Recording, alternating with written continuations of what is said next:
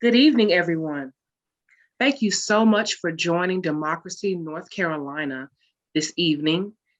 Our Southeastern region and Western Piedmont region are partnering together for this important discussion.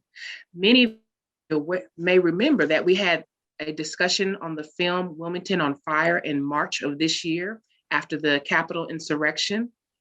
This time, we're taking a different look at Wilmington on Fire. We've made the link available to you each to view it at your convenience, and it will remain available to you until March 13th for you to view at your convenience. My name is Kamaria E. I work as the Western Piedmont Regional Director. I am joined this evening by my co-worker, my teammate, Manuel Mejia, who is the Southeastern Regional Managing Organizer. We call him Manny here. Manny, in his region, it actually covers Hanover County, which is the location of Wilmington. But we are going to begin shortly. I do want to welcome our three panelists that we have this evening. We have Mr. Sean Palmer, who has served as the Upperman Center Director since March 2016. He has earned his Master's of Divinity degree at Duke Divinity School, and master's degree in African American Studies from Clark Atlanta University, and a bachelor's degree in English with double minors in African American Studies and Religious Studies from Macalester College in St. Paul. He previously served as the assistant director of the Mary Lou Williams Center for Black Culture at Duke University. While at Duke, Palmer advised several student organizations, managed and advised the National Panhellenic Council, planned academic lectures and events, and was a mentor to undergraduate and graduate students. He has also served as director of student activities and residence life at Payne College in Augusta, Georgia. Very grateful for your time this evening, Mr. Palmer. We also have with us Reverend John Kirkpatrick to help enhance the quality of education for all students, no matter their social status or challenges, is one of his goals. He is a member of the Union County Board of Education. He is committed to bridging the gap between community and education from a successful and bright future for all. He is a proud member of Phi Beta Sigma Fraternity Incorporated, and he is a dynamic member of our community in Union County. Thank you so much for joining us this evening, Reverend Kirkpatrick. Our third panelist this evening was born and raised in District 2. It is Shekilah Ingram, District 2 in Cumberland County, which is Fayetteville, North Carolina. She adds a special perspective and work ethic to her community. She became determined to overcome adversity after having experienced poverty as a child. Shekilah grew up in a family of small business owners, starting with her grandparents, and owned Ramsey Street Barbershop for over 30 years, which is how she learned the essence of community. In Shekilah's junior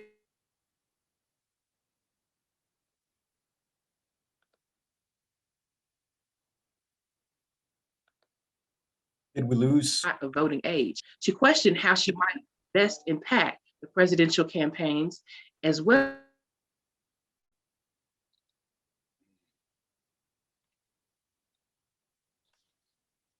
working with some council members from community advocacy events and violence against youth initiatives. Shekilah's journey into politics. Soon after, Shekilah left home and moved to Atlanta to accept a job at an institution of higher learning. While living in Atlanta, she learned what it was like to be a transplant and how to adapt to a significantly different community from where she was raised. During her time in Atlanta, she worked in the community relations field, my apologies, as well as volunteering with numerous nonprofit organizations for life-changing causes that benefited the community. Thank you so much, all three of you, for being a part of tonight's discussion. I am going to hand it over to my esteemed colleague, Mr. Manuel Mejia, and again, we call him Manny. He, again, is the Southeastern Regional Managing Organizer here at Democracy North Carolina. And We will begin. If you have questions in addition to the ones that Manny is posing, please put them in the chat and either myself or my organizing assistant, Diane, will ask those questions. Thank you. Thank you, Kamaria, for your kind introductions. Before we begin the conversation, I do want to give some thanks. I want to thank the panelists for being flexible with your schedule and joining us this evening in this very important conversation. Thank you, Councilwoman Ingram, for being here, and again, for being very accessible to the community here in Fayetteville, North Carolina.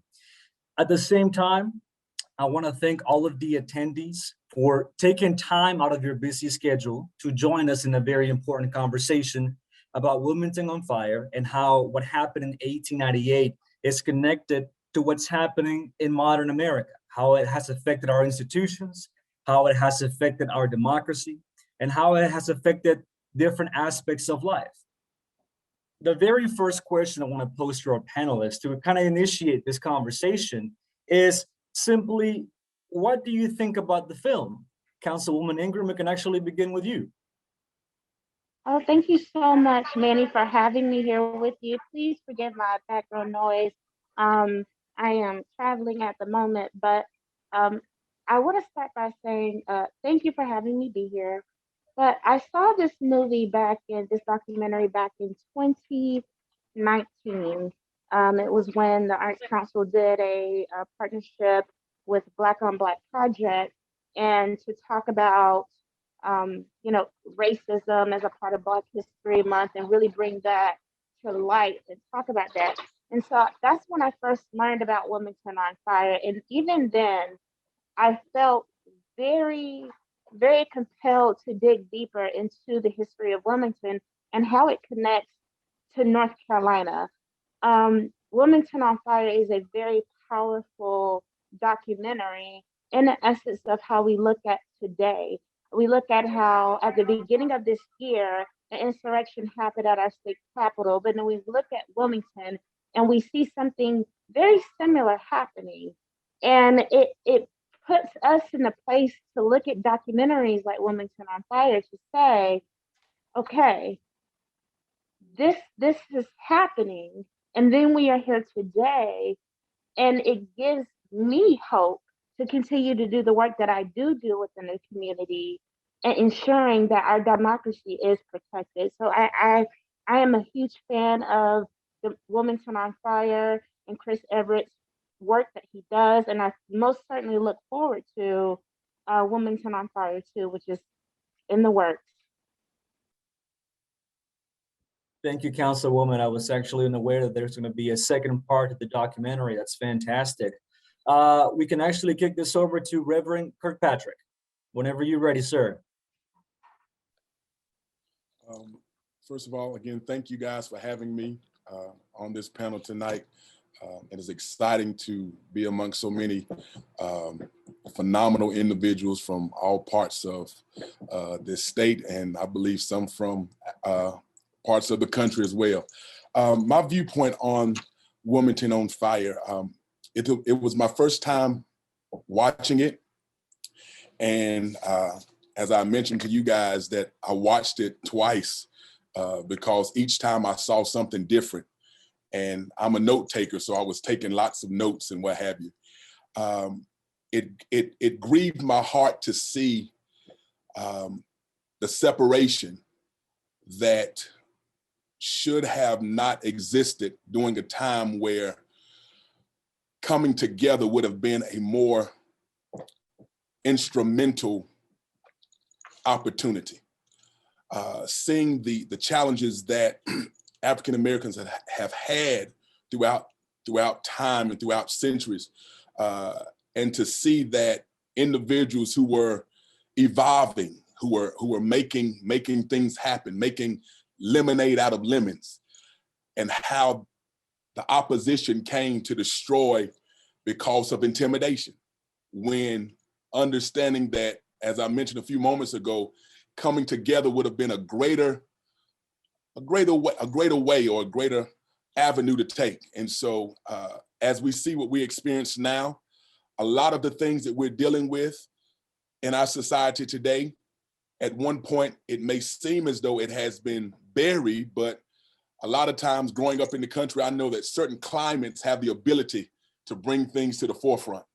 And so we are seeing a lot of what our forefathers have experienced in the past. And I believe that this panel discussion tonight, this conversation, if we are all open, we have the ability to evolve and work toward not experiencing another Wilmington on fire, because there's so many that have transpired, not just in Wilmington, but in different parts of the country, Atlanta, Rosewood, and what have you, and so many areas. And so we are already on fire in so many capacities.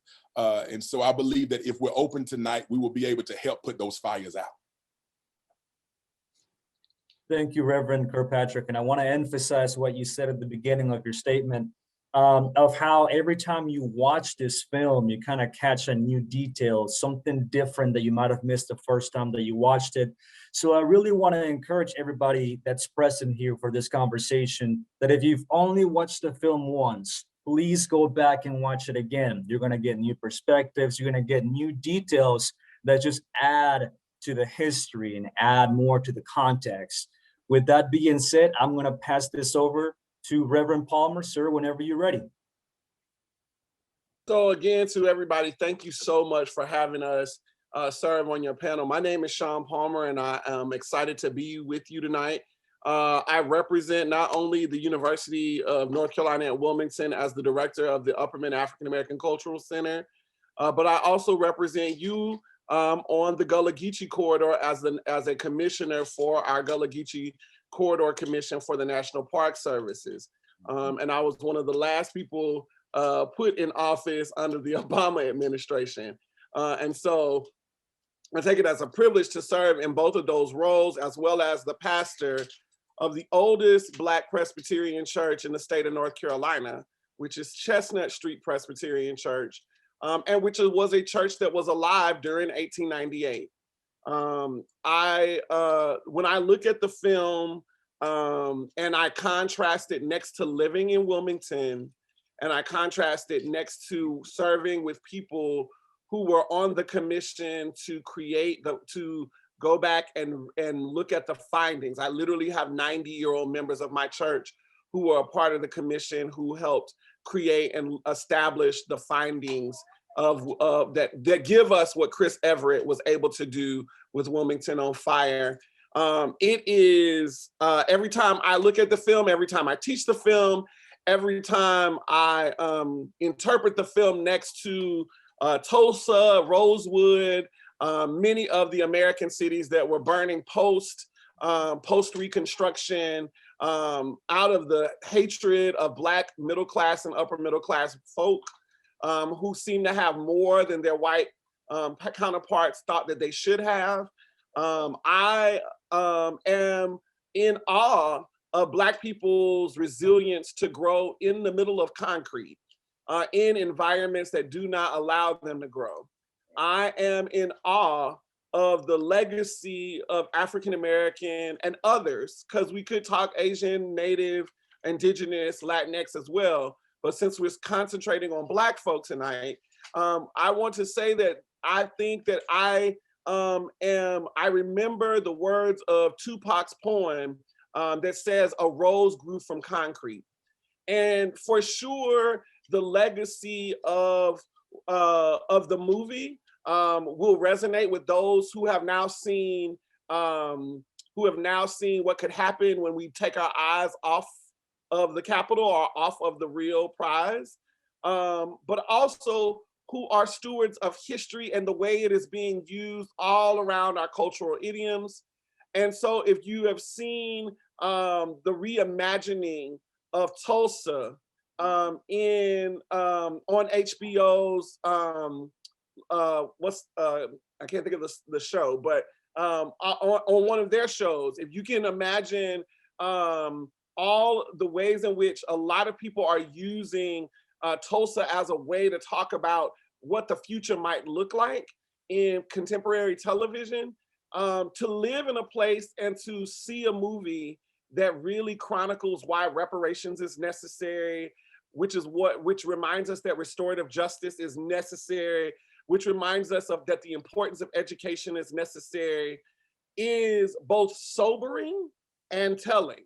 Sobering because we do live in a reality, as we saw in January, that can so easily change at a moment's notice based on the racialized relationships of people and how we interpret that next to violence, but also telling because we've been here before. Yes. And telling in a way that really reminds us that if we are not careful, we can return to the horrors of the past. And so for me, I think that Brother Everett, who has spoken at our university quite a few times, I think it is a difficult thing to imagine the horrors of African-American living are more real than anything that we've seen by Wes Craven, Steven Spielberg, or any other horror author in the country. So that's where I start us. I hope to get us another place as we continue to move forward. Thank you, Reverend Palmer. I do want to begin having this connection now to what happened back in 1898 to what's happening now in the United States. And I know every single panelist already started making that connection through your answers to the first question. But Reverend Palmer, if I may begin with you, simply because of your location, simply because of where you're at, what are some of the lingering effects from the massacre and this coup d'etat that happened way back in the day that we see today? Sure. Well, so what we know of, 1898 is historically pretty much accurate. There are places where if you're talking to folk who are from here, descendants who are from here, they would say it's probably worse than the movie imagines, because the movie cannot tell everything. And there are ways in which you can't, until you've seen a Gatling gun shooting people, you don't imagine the level of technology. It's imagining like being droned in this moment, right? We would have to imagine droning a Black community and then saying, I don't know why you don't exist anymore. I would say a few lingering things, and I'll talk about them. I'll talk about three things. The socio-psychological trauma of 1898 is real because there is not a Black person who is from Wilmington or who has lived in Wilmington any period of time who does not recognize the legacy of that history in the disdevelopment. So now, if we're not talking about a redevelopment, but in the disenfranchisement of this community. And whether you're talking about gentrification or food deserts or lack of access to educational sources or concentrated poverty, it all stems to 1898, right? So that's one major thing. If you live here for any short period of time, there are going to be folk who consciously remember it.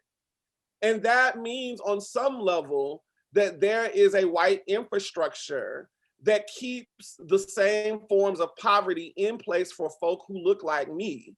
And that means in such a way that they don't want you to know, or they want to obfuscate the education of 1898 in such a way that in order to learn it, it is a hidden history, right?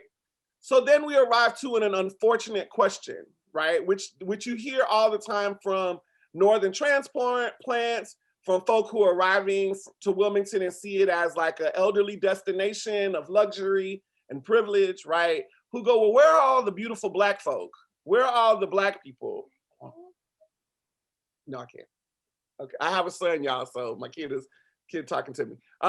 So who have arrived to a major question about like, where are all the Black people? If we're in a southern city, where are the Black people, right? And that question really is premised on 1898, right?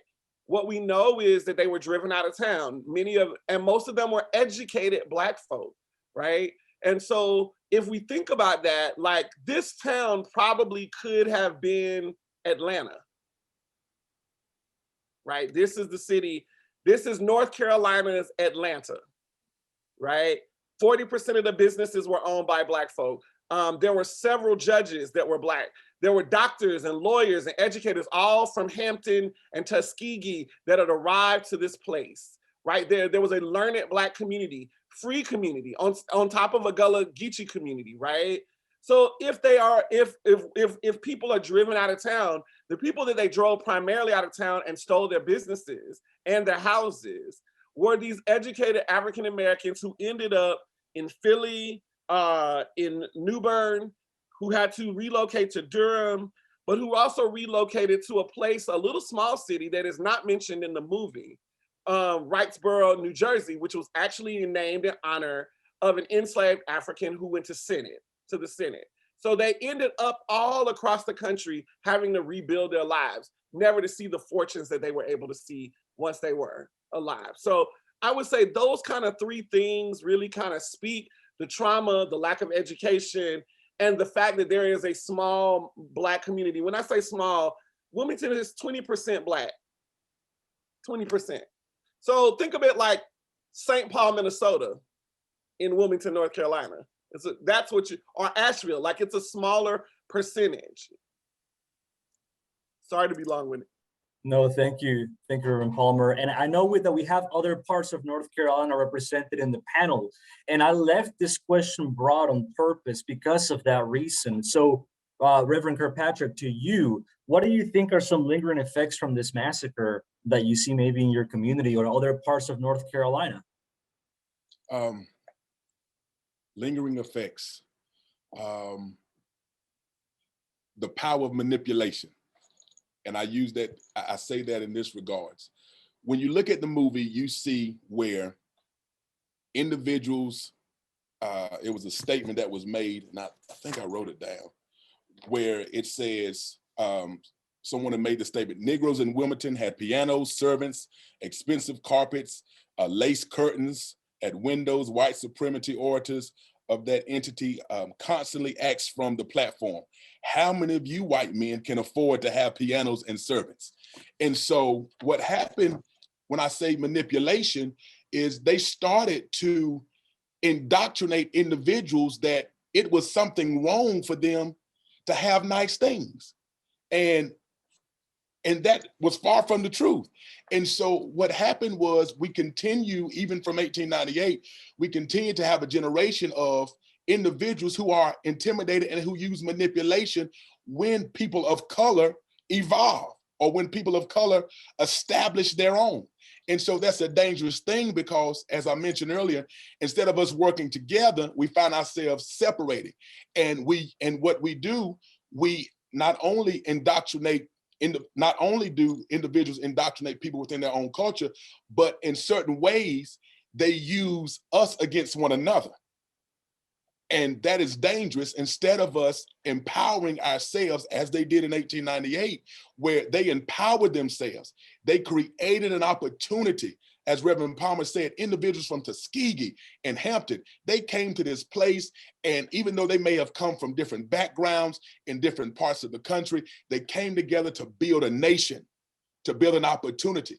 And so what happens is, as we've seen dealing with Willie Lynch, and we use the crab mentality, where we find ourselves from others. It's one thing when other people try to use intimidation, manipulation, and try to bring you down. But when you indoctrinate other people to turn on one another, it causes a whole nother beast. And we find ourselves, even in 2021, where we still have not mastered understanding that we, as people of color, we have a power that other people may never understand, may never be able to embrace, and it's okay. And so when others are intimidated by what we have, and when others try to find ways to tear us down, it is our responsibility to find that opportunity to rise up and to establish a great opportunity of progression. And so, as I said about manipulation and what have you, we find ourselves, even in 2021, having a culture that is still separated because we have allowed what other people have said to determine who we're called to be. And so we if we're not careful, we'll find ourselves in another season where people will come and indoctrinate themselves and allow them to come in and take something that don't belong to them. So. Thank you, Reverend, for that thoughtful response. And I hate to put you in the spot, Councilwoman, but I do have a Councilwoman as a panelist. I was just wondering, what are some of those lingering side effects that you see in our modern society? So what I recognize is, as panelists before me said, it was a divide and conquer. I think it left us in a crippling mindset that is extremely hard to break away from. I mean, to see a people just by historical context to go through what they went through with what they went through with in Wilmington, it's um it's traumatic. And through history, we tend to take in a lot of traumatic things just to learn the history of our people. And I think what it did.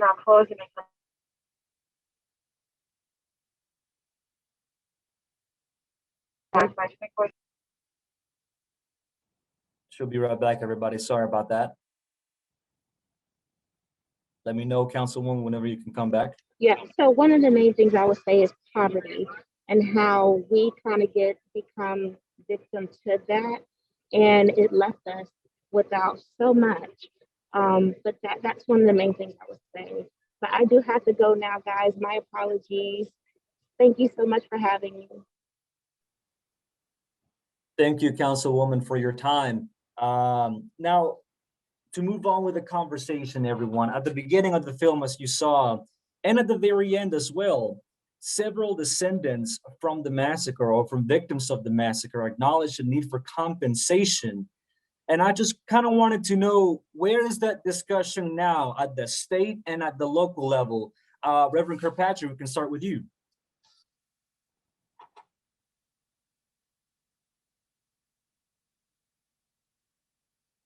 Compensation. It sounds good, but I don't think people are really ready to compensate for which has been articulated through actions down through the years. You cannot pay off a group of people and think that you've done a service. I believe that not just those from Wilmington, but people of color as a whole, we deserve more than that. All right. You can't pay us off and think it's okay. So as far as that conversation, I believe that is a conversation that, as one individual mentioned in the documentary, that it would require a lot of lawyers and what have you, and most likely it would. But I believe that it's more than just, again, like I said, just a payoff. But when you really understand what true compensation is all about, it sets up an individual from generation to generation. And it provides them opportunity. It provides them a chance. And truthfully, I don't think this country, no matter who's in office, Democrat or Republican, is ready to really have that compensation and provide that opportunity for people that really deserve it. So as far as how that comes, I don't know what to say about that, but as far as how it would look generally to people of color, I don't believe that's the conversation that people are really ready to have. Thank you, sir. And Reverend Palmer, have you heard anything from City Council? Maybe you got the same question, but I was trying to tie in that Wilmington connection. Right. Oh, I think it's the right question. I think that the level of hesitancy to entertain that question is real and palatable in a space where we could easily chart it's not a very difficult history to chart, given that most of the Black families owned land, particularly on north side and south side of our town, and up on some of the Gullah Geechee corridors and some of the beach areas, right? Like, we know they own the land, right? That those records are not lost on us. It is the question that I ask my class, because I ask them to read and write on reparations. My favorite book right now is William Darity's newest book on reparations, and I encourage everybody to go look for it. Yep, Sandy Darity, somebody saw it, From Here to Equality. They've already put it up. And it is the conversation around what reparations should look like And I want to get to I want to help people understand, like, reparations mean repair, right? It does not mean give people something that they never deserve to have. It means to repair what has been broken. And I think too often in the plight for African-American economic justice, that we want Black folk to just get over it and to move forward. But we cannot move forward without having wealth equity in a country that builds wealth, right? And it's not like it would be different if it was just 1898, right, that disenfranchised African Americans. But you have a set of time periods that include an AIDS epidemic, that include a crack epidemic, that include Jim Crow, right? That also disenfranchise African Americans along the ways to like healthy recovery of self. For me, one of the things that I would say is challenging is for people to start telling Black people who have no money that they need to learn how to financially like work with their $5 in a country that requires $10 to live in. And we were playing Monopoly. And then suggest like the reason you don't have is because you have historically been broke, right? And unfortunately, that's just not true, right? Like African Americans come with amazing skill sets, engineering skill sets, manufacturing skill sets. And I would say even in my own story, right? I am a 5th generation South Carolinian or 6th generation South Carolinian beyond slavery, right? My family has had to buy back our land twice because of the ways in which white folks operate to snatch Black people's land. And this is not just a story of Black Wilmington. This is a story of Black farmers. This is the story of Black urban environments where property values have gone low. And so elderly folk now no longer have ability to own their homes.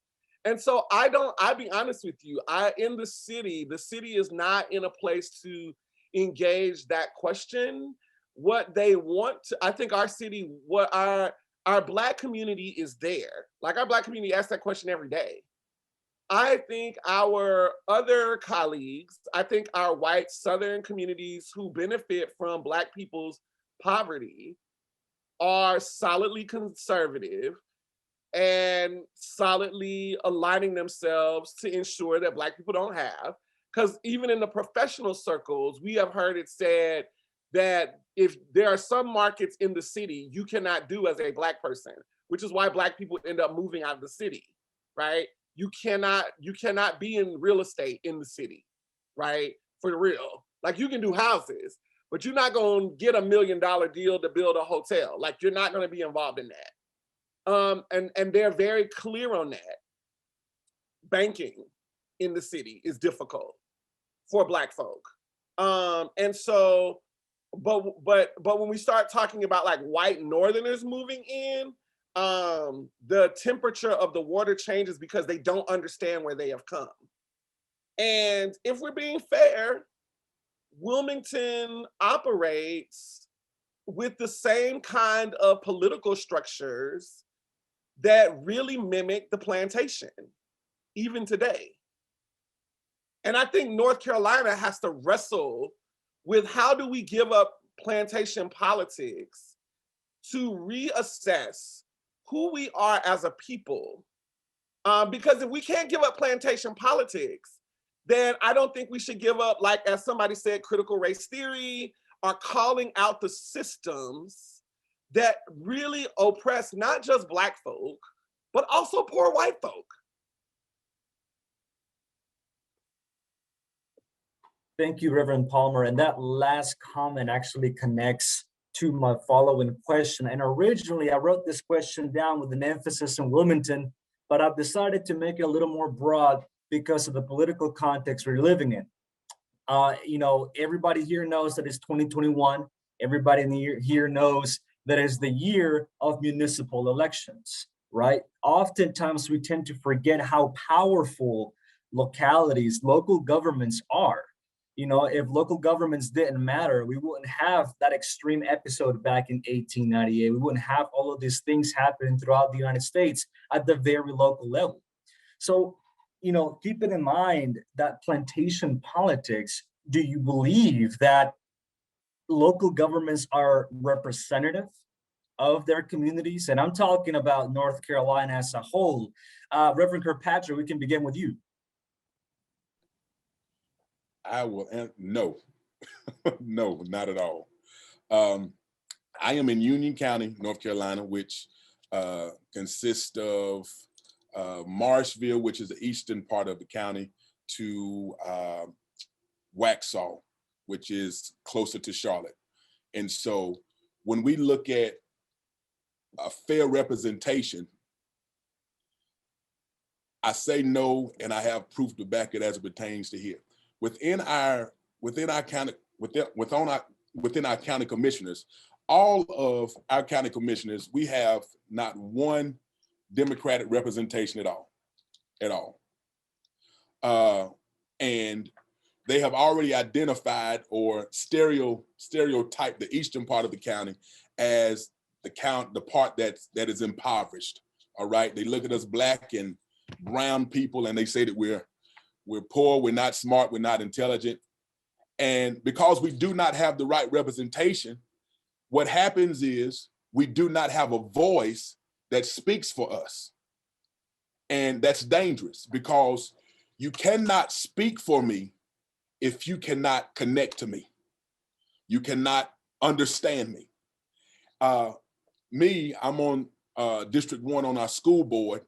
And when we look at, I'm the only Democrat on our school board, And at times it's a challenge because I am the voice that understands. I'm born and raised here. So when the opportunity was given to me to sit on the school board, I was able to understand because I've worked in the school system. I've taught school. I've had children from my church and from my family who have gone through the school system. So I'm able to understand and relate and find myself understanding the heart of people. So at the end of the day, the reason why we have the challenges that we have and the reason why people don't vote, because some of them feel as though their vote doesn't matter. The reason why people do not express how they feel is because they feel as though their expressions don't matter, because there's no one who understands and who's really able to represent who they are and what they need. And that's a dangerous place to be, because when you are in that place, you feel helpless, you feel inferior, and you feel like you have no opportunity to evolve. So the playing field has never been equal, especially for people of color. It's never been equal. And if you think that it has, something is really wrong with you. Because at the end of the day, just because a person of color may get in a position, there is still opposition that they have just because they are a person of color. And we don't like to talk about it, but even in politics, that's one of the greatest places that we struggle and we fight. Because at the end of the day, all of us are trying our best to evolve. But when it's not equal and it's not fair, there's pretty much no hope for that to take place. And so not at all. To answer your question, no. Thank you, sir. Reverend Palmer, back to you. So one of the things that I think that my brother John Kirkpatrick has really named a demonic force, right? And for me, I'm gonna name it. I want to push on that narrative. I want to amp it up just some more. So let's talk about the intersections of race and class, and how we understand Black to equal poor and poverty. Right. So like even when I was living in a Hosky in Orlando for a short period of time, there were African-American judges, there were African-American educators, there were African-American doctors, all through this, what we call Eastern North Carolina, right?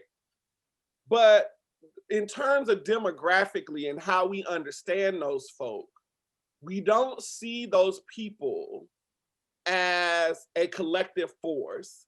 And to be fair, because of how racism works, it is better to live in the shadows and have a life and survive than to live out front and be terrorized And we know that terrorism is real around Black middle-class folk in such a way because we still don't always believe that Obama and Michelle are possible. Which is why African Americans who have something, they take their stuff, they picked up their stuff, and they go to Philly, and they go to Atlanta, and they go to Charlotte, or as Black folks say it, Charlotte, right? Because it's lit. They do not come to Wilmington. They do not go to Elizabeth City. They do not go to Asheville.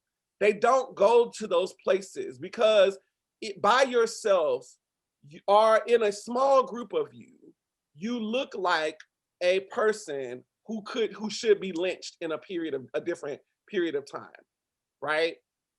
And so for many of us in a white supremacist imagination, we cannot wrap ourselves around being Black and being middle class, wealthy, or educated. And that has to be, in order for us to imagine that, they have to be connected to us individually, meaning white folk, or they have to be gotten rid of.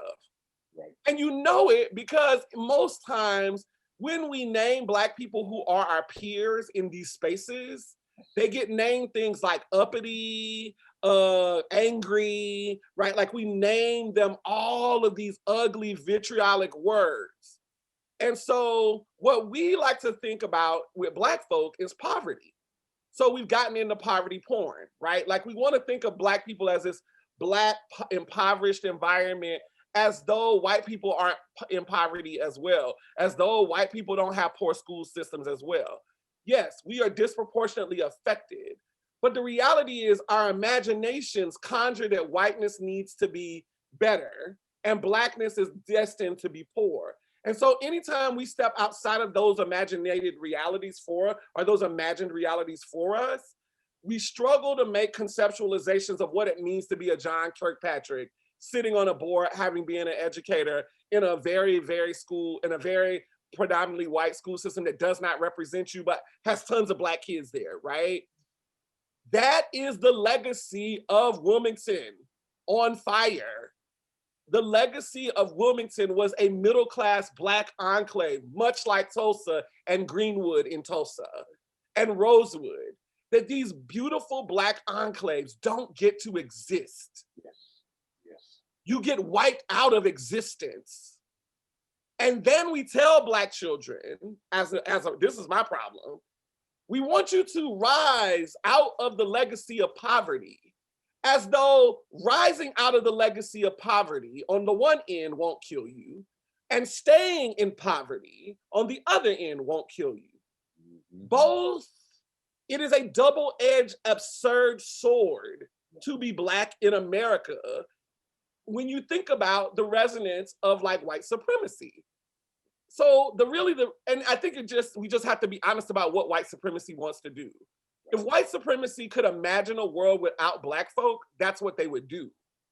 And I think people have to say that if you don't want restorative justice for African Americans generationally, that empowers them to have the same wealth and opportunities as other Americans have, then you don't want a world that is fair and prosperous for all. And what you want is a white supremacist world that imagines Black people as slaves. And I have not come to be a slave, as Nat Turner said. I have come to free a nation. That's right. Absolutely. Thank you, Reverend Palmer, for that thoughtful response. And, you know, I'm gonna jump around over here a little bit because your answers to this question kind of leads me to my following one. Whenever I was watching the film the second time, there was a specific phrase that stuck with me that was just very powerful, and that was the betrayal of democracy.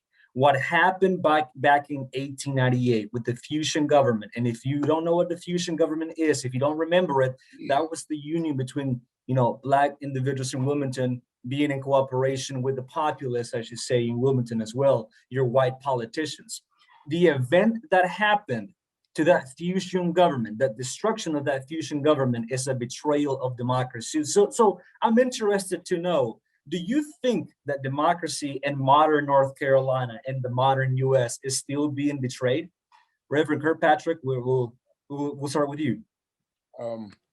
Absolutely. When you talk about it, I think you're talking in regards to the Black alderman. He was the Black alderman in Wilmington, and how the government came and stripped him of his position and did a dirty replacement with no grounds. It would be different if this man was one who had a terrible past, or he had did something that was incriminating or what have you. But because you did not like his position and you did not like who he was, your agenda was to replace him. And that happens in so many instances as it pertains to people of color and in our society. Because you do not like the position that I hold, your objective is to remove me from power. That is the same way that they did with President Obama. Because they did not like the position that he held, they found, because he wore a tan suit, that was a problem. It was any and everything that they could find to strip this man of his position, not because he was not qualified, not because he did not have the goods, but because of his color. And so we see this in so many instances, and it's a dangerous game to play, because when retaliation happens, you don't know how to handle it. You don't know how to deal with it. And we are going to find ourselves in that place because we see how it happened then and we see what's happening now. And again, we're not prepared for when the dog really bites. We're not prepared for when the dog really bites. And because it's a small dog doesn't mean it doesn't have a powerful dog, a powerful bite. So I believe that we see it. We see it now in so many instances, and we will continue to see it because of the lack of desiring to transform and change. Thank you, Reverend. Reverend Palmer, to you. I definitely think that politics in North Carolina is challenging. And I think we've seen, I'm looking at the amazing, beautiful minds in my chat who have talked about gerrymandering. Yeah. And I think a lot about gerrymandering when I think about NCA&T, that the campus is split in half for one district and half for another district to disenfranchise college student vote, right?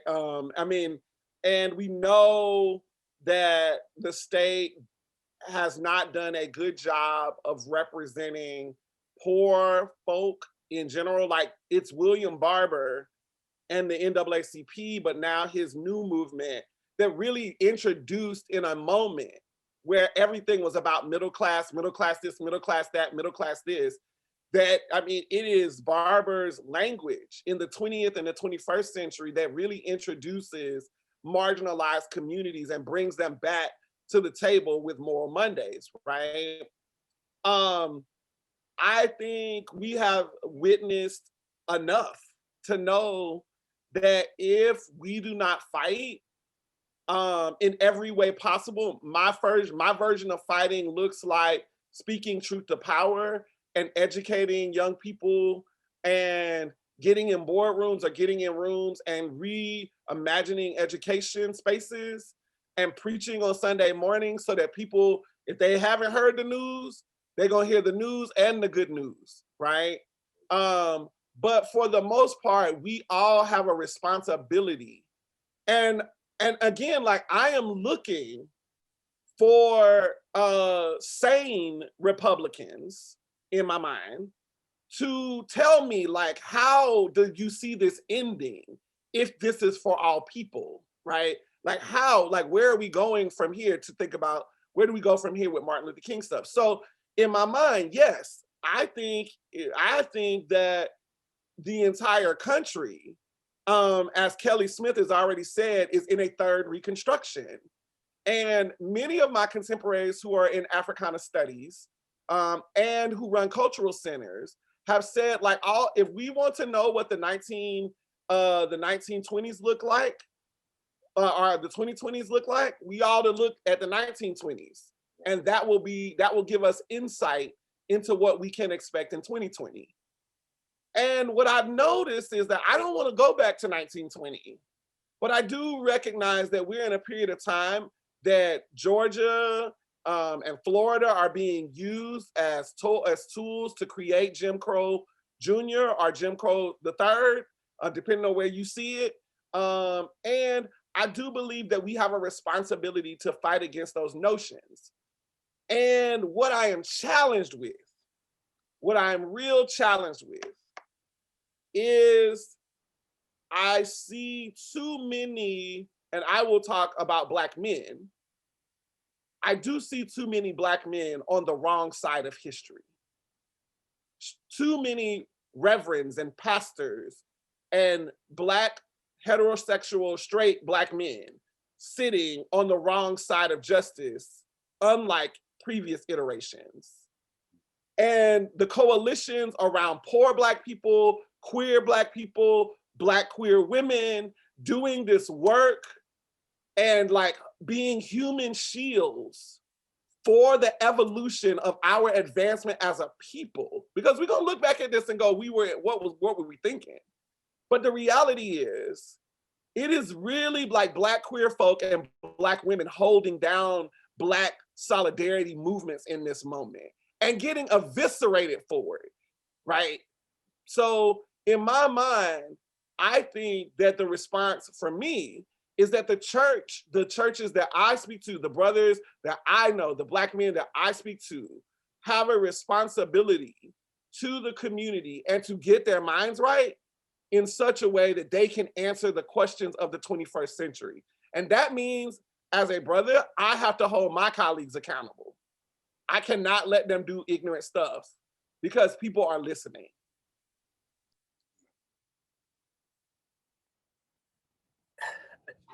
Your comment about truth to power really stands out to me, and it's a very great connection to what I want to ask you next, sir. And that is that, you know, the fusion government in the film is described as an experiment that was working. That leads me to believe that a healthy democracy means progress and demarginalization.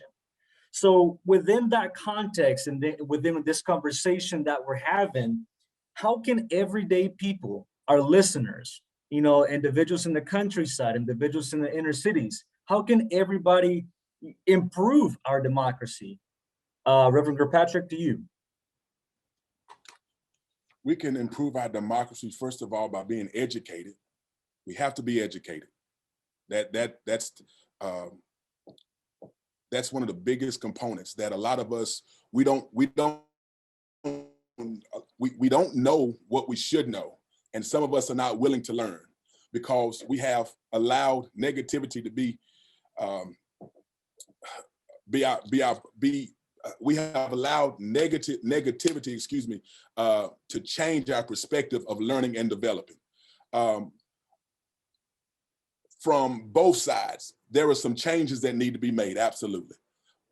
But at the end of the day, we have to be willing to learn and grow and evolve. We have to be, because if we like it or not, government is a part of our lives. We're gonna have to be a part of it. I don't care what you think, how you feel. This is a part of our makeup until the Lord calls us home. When we get to heaven, we don't have to worry about government. We don't have to worry about none of that stuff. But while we are here, we need to understand that we have a significant role to play in the development and progression of our government. And so, and knowing in our culture as well. So we have to be willing to grow. We have to be willing to be educated. I think all of us need to bring Reverend Palmer to their area so that he can have a workshop with all of us and empower us on understanding the significance of why we're on this Zoom tonight. Not just to watch a video, but to live so that we can evolve, so that we can take what we have learned and we can say, you know what, it is my duty to make sure that we create an opportunity for our children and our children's children not to have to experience what they experienced during their time. So it's all going back to education. I think it was Nelson Mandela that said, how do you get out of poverty? And poverty is more than just not having money. Poverty can be a mindset. How do you get out of poverty? You got to be educated. And so education is the key. It is the key. Thank you, sir. Reverend Palmer? So John took my point.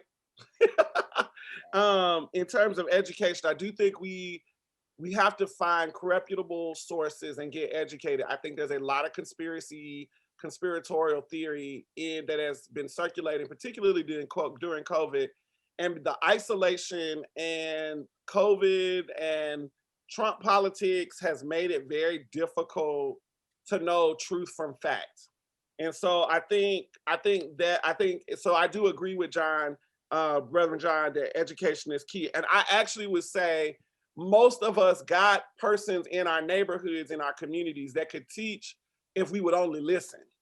It's not that we need to bring you ain't got to carry me around the state. I do think that there are lots of people around that can listen. And I do think I'm watching Yvette point out that we have to be careful of the propaganda, because it is propaganda that really gets us, that tries to push us in different directions, to say it's poor white people's fault that poor Black people can't have. It's gays' fault. It's the queers. It's the women.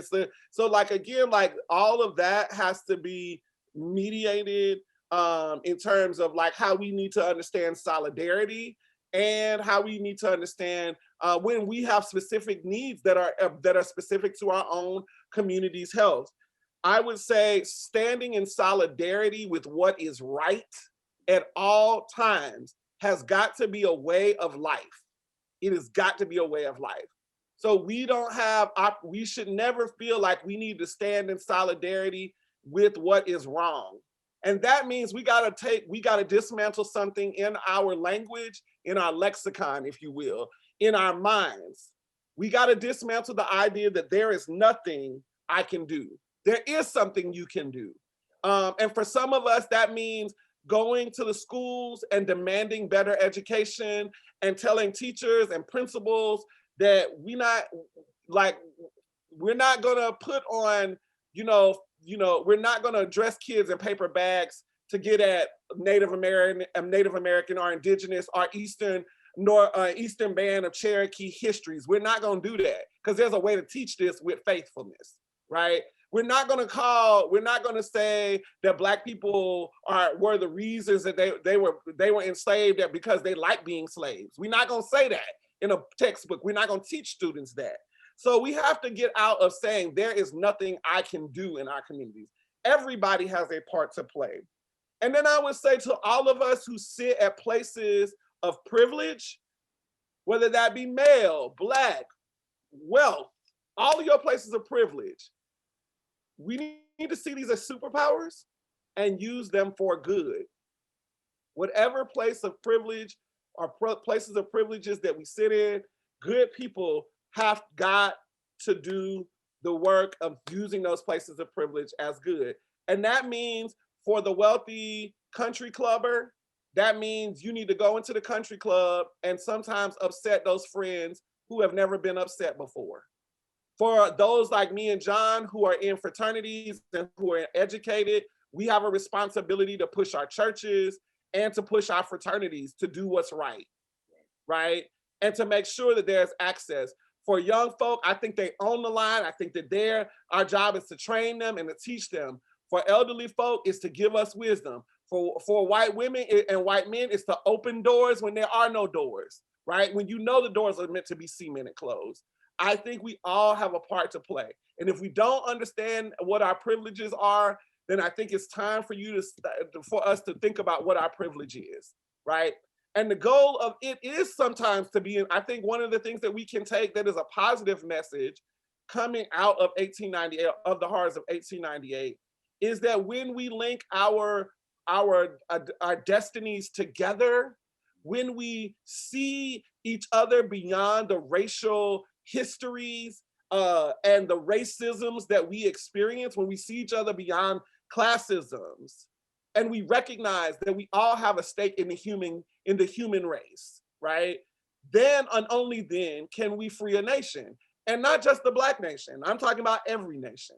So again, like, I do think that there is something to be gained from solidarity and coalition building, but we got to do it in such a way that we know what we're doing, right? And that's the truth. That's the truth of the matter in my mind. Thank you, sir. And I do want to let everybody know that we've hit that 8:30 mark, but we are going to go over with the conversation because this topic or this point keeps coming up. Reverend Kirkpatrick, you mentioned it. Reverend Palmer, you mentioned it. Someone in the comments asked the question, and the film spoke about it. So I think that we have to talk about it before this discussion is over. And that is, in the film, there is a brief discussion about the importance of political white supremacy propaganda and how it's needed before the storm.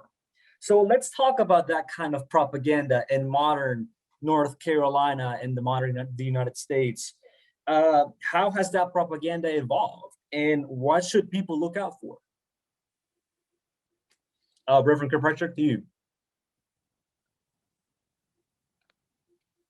First of all, we need to know our facts. Don't allow individuals to bamboozle you, okay? No matter who they are.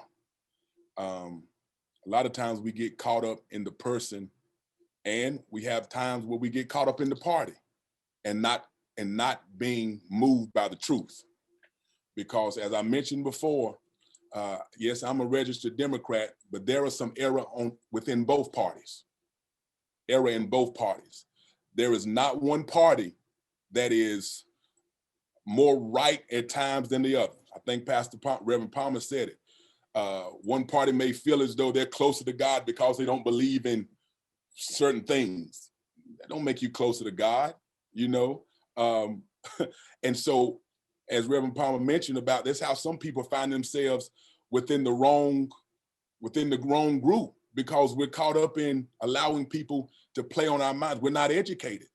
And so when we understand the truth, my pastor used to tell us growing up in church, he said, the facts will get you sentenced, but the truth will make you free. You need to know the truth. And when you know the truth, you'll be able to make an intelligent decision, and you'll understand that this isn't right. This is not the way it's supposed to be. And once you know the truth, then you can live out the truth and find yourselves living out the truth, not just for yourself, but for those that are coming after you. So you have to know the truth. You have to know the truth. You have to know the truth, and you have to allow it to set you free so that you will be able not to be moved by what the negative things are being portrayed to individuals.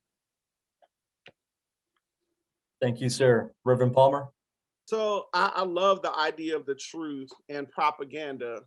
I think one of the challenges with propaganda as a historical artifact is that it simplifies and truncates personal feelings as truth, right? And I think we as people are complex, and we have to hold complex things together. Like, we have a loving family, but every family member isn't always loving, right? As a conversation point.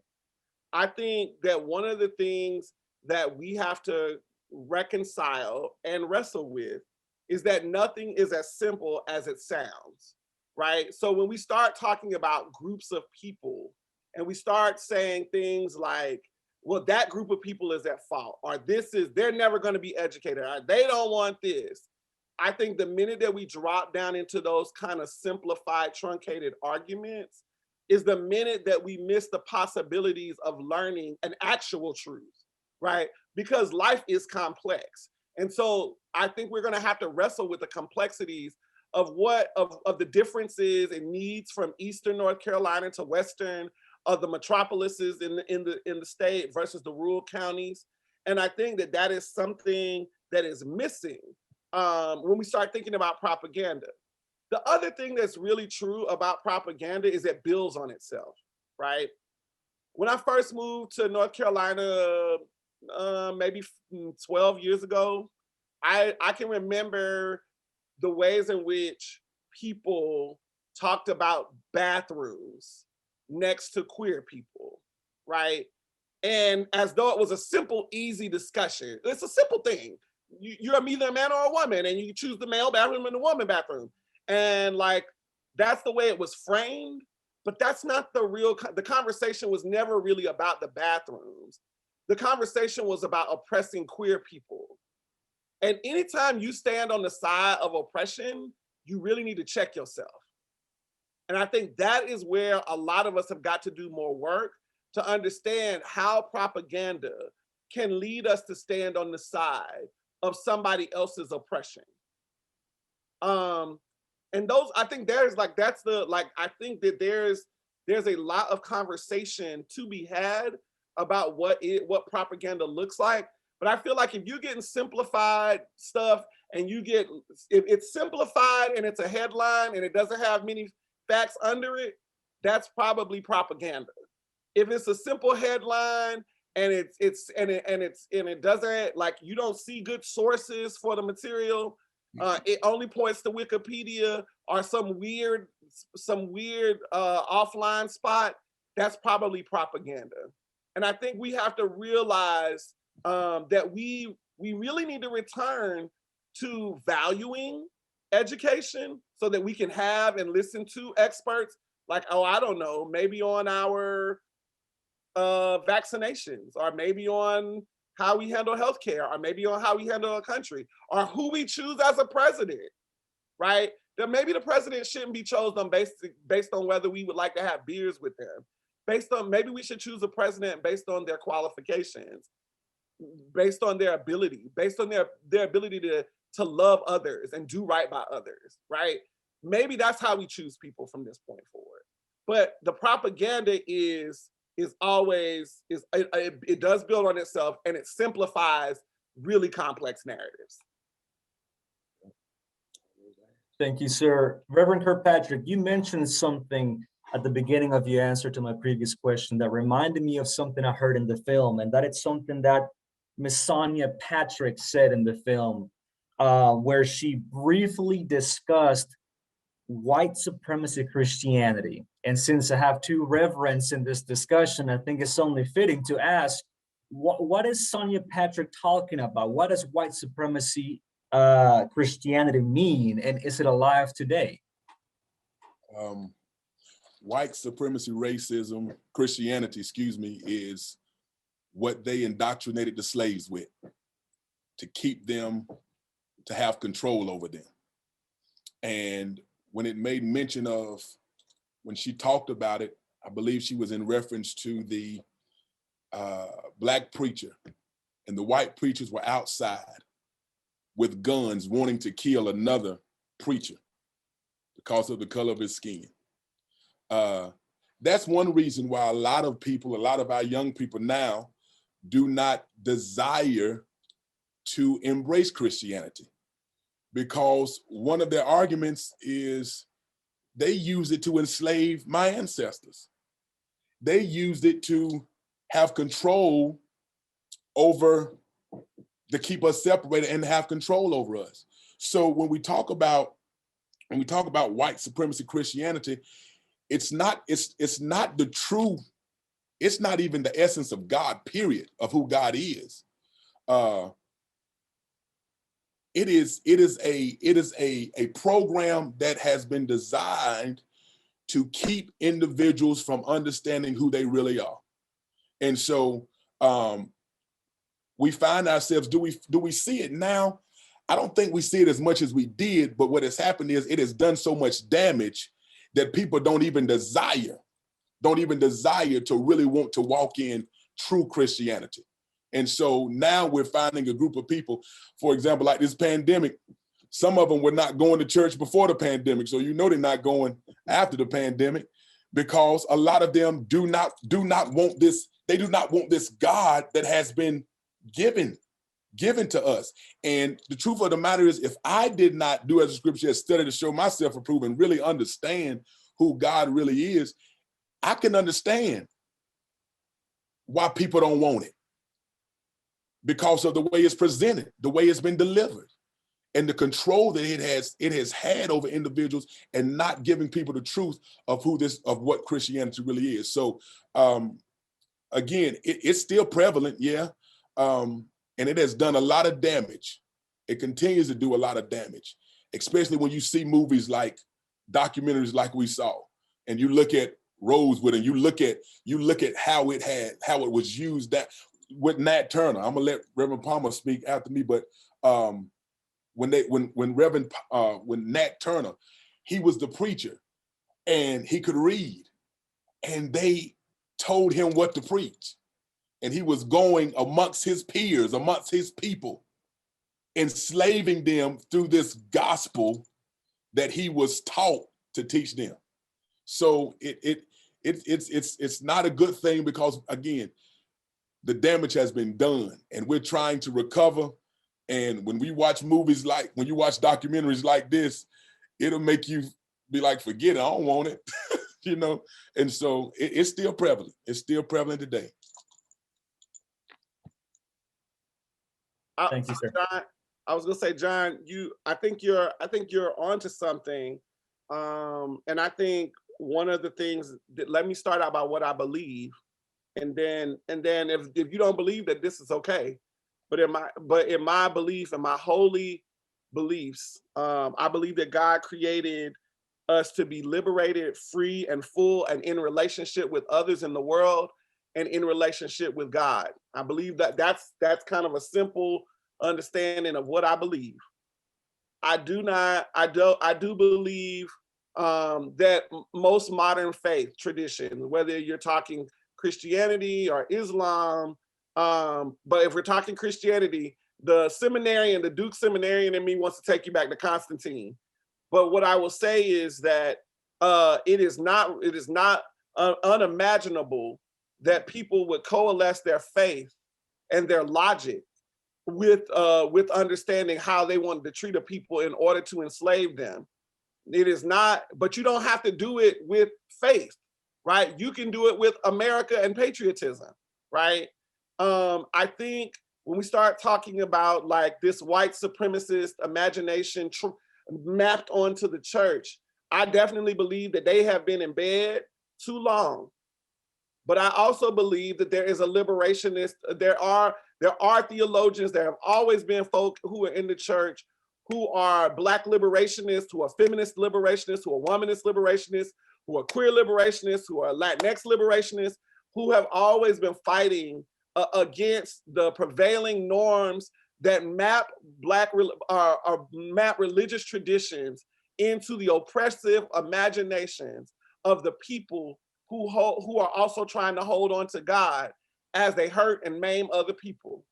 And I think our responsibility as if we are thinking Christians in this moment, if we are thinking Christians, or if we want to imagine a world with Christ or with a God in this world through Christ, if you will, then we have to imagine that the Christ that we serve was put up on a cross, was killed by the state, was buried in a borrowed tomb of a wealthy man who couldn't say his name, but was resurrected nonetheless. And so on some level, the Christ that we serve is a Christ in opposition to the principalities and powers that look crazy to us right now, right?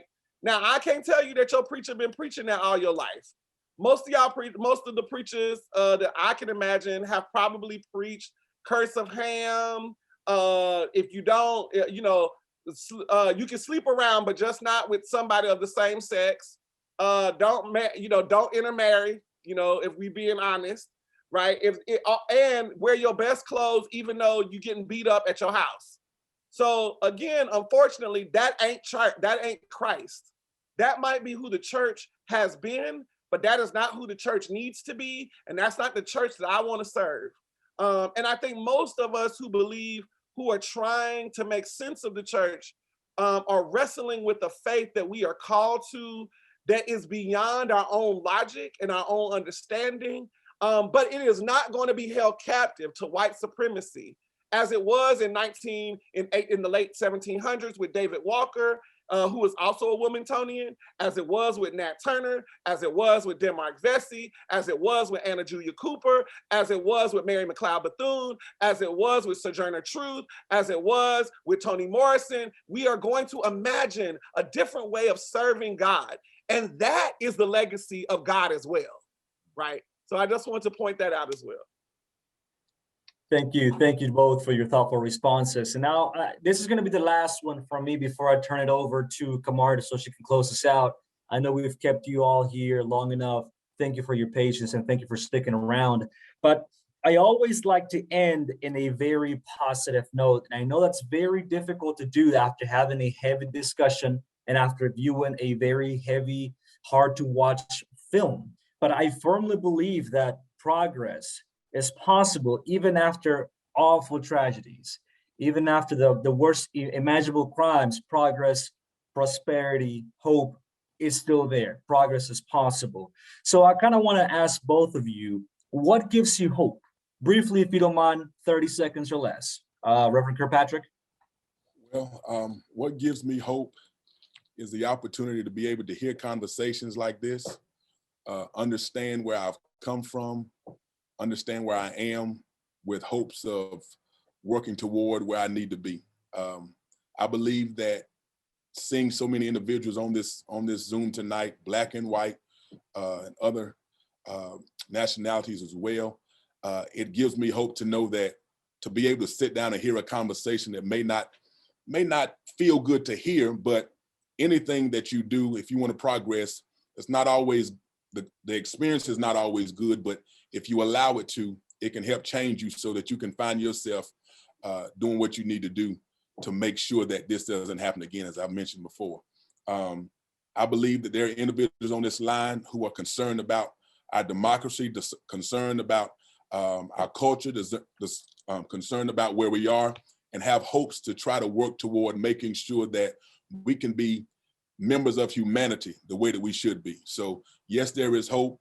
If I wake up in the morning, I'm even more hopeful because that's another opportunity for me to learn and progress and develop. So. Reverend Palmer, to you.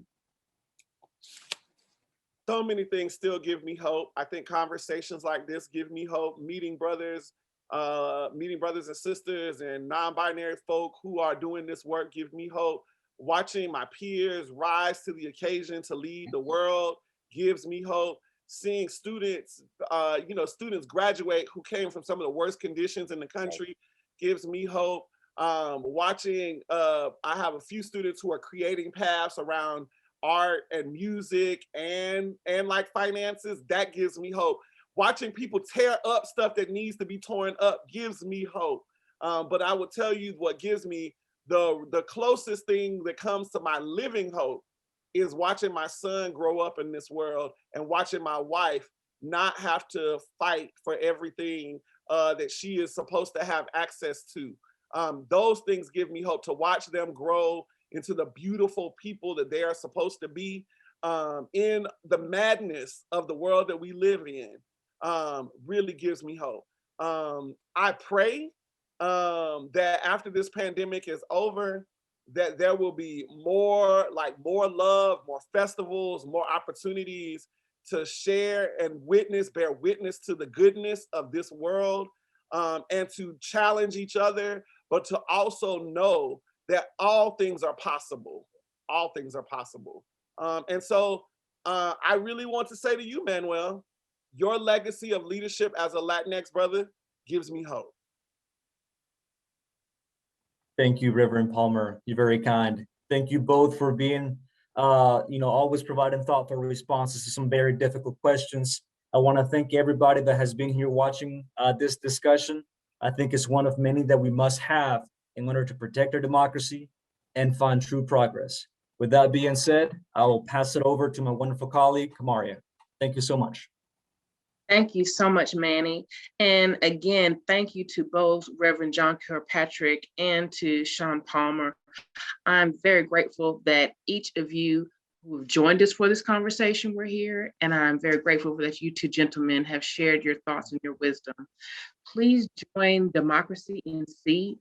Each month, we don't always have this conversation, but we do have a monthly coalition meeting for our counties, and we are represented throughout the state. Our website is democracync.org. Again, it's democracync.org. You can go to this website and find our upcoming meetings and our events. We are virtual right now, as of right now. but things are changing very quickly in this world. But we do want each person who joined us tonight in all in the world to remain safe and responsible. And we want you to register and vote your conscience. So thank you for this conversation. This has been a dynamic conversation. Have a good evening, and we are grateful for your presence.